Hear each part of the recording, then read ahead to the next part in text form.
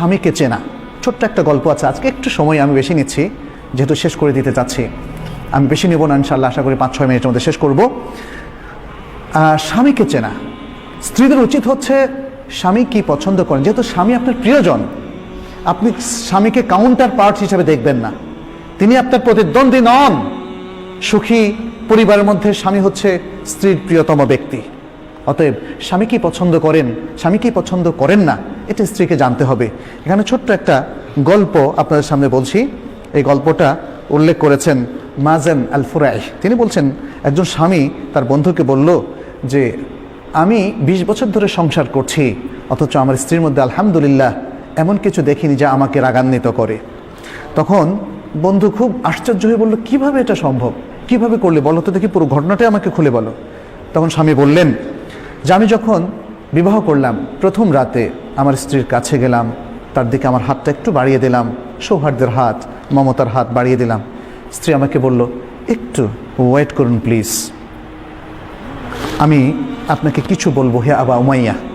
আরবরা আবার Abu Umayya মানে কুনিয়ার ধরে কথা বলে, আমাকে একটু কিছু কথা বলার সুযোগ দিন, বলে বলো। তখন স্ত্রী শুরু করলো যেভাবে, যেমন বলল আলহামদুলিল্লাহ ওয়াসসালাতু ওয়াসসালামু আলা রাসূলিল্লাহ, ছোট্ট খুতবা দিয়ে শুরু করলো। বলল আমি আপনার কাছে এমন একজন অপরিচিত মহিলা, আমাদের বিবাহবন্ধন হয়েছে আজকে প্রথমবারের মতো আমাদের সাক্ষাৎ হচ্ছে, সুতরাং এখনও তো পরিচিতি আমাদের ফুল হয়নি, আমি জানি না আপনার কি আখলাক, আমাকে আপনি বলুন যে আপনি কি পছন্দ করেন, তাহলে সেটি আমি করব, আর আমাকে বলুন আপনি কি অপছন্দ করেন, তাহলে সেটি আমি বর্জন করব। এভাবে এতটুকু কথা বলে তিনি কি বললেন, যেটা আমরা খুতবায় বলি, আকুলু কাউলি হাদা ওয়া আস্তাগফিরুল্লাহ লি ওয়া লাক, আমি আমার এই কথাটা আপনার সামনে পেশ করলাম, আর আপনার জন্য আমার জন্য আল্লাহর কাছে আমি ইস্তেগফার করছি। সুবহানাল্লাহ। অনেকে হয়তো বলবেন, আরে এটা তো দেখি ওয়াজ করতেছে বাসর রাতে, এটা তো অস্বাভাবিক রকম লাগতেছে। বাসর রাতে আমরা শুনি অন্যরকম সোহাগী কথাবার্তা, যেটা সাহিত্যের মধ্যে, গল্পের মধ্যে, উপন্যাসের মধ্যে আমরা পড়ি। আমি এখানে আমার থেকে অ্যাড করছি, সেটা হলো দেখেন, গল্প উপন্যাস আমাদের চিন্তা চেতনা কালচার পাল্টে দিয়েছে।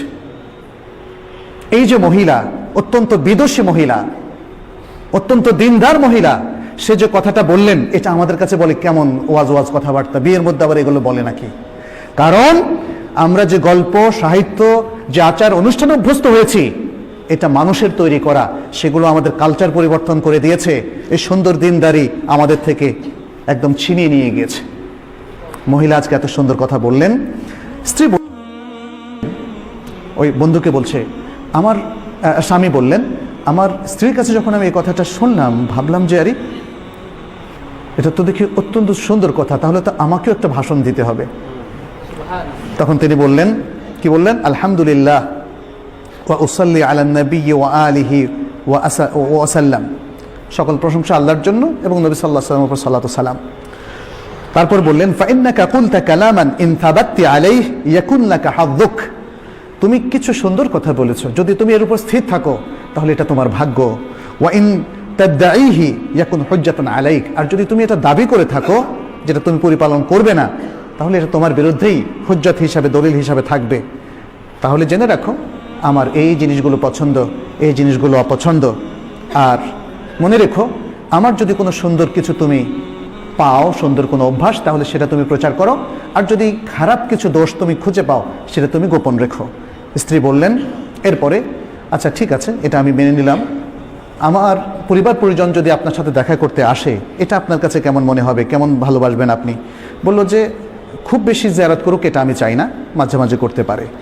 এরপরে তিনি বললেন, স্ত্রী জিজ্ঞেস করলেন যে আপনার প্রতিবেশীদের মধ্যে আপনার ঘরে কারা কারা আসুক বলে আপনি মনে করেন এবং কাদেরকে আপনি নিষেধ করেন? তখন তিনি বললেন যে আমার প্রতিবেশীদের মধ্যে এরা খুবই সজ্জন ব্যক্তি, এরা আমাদের বাসায় আসতে পারে, আর এরা অসৎ, এরা আমাদের বাসায় আসবে না।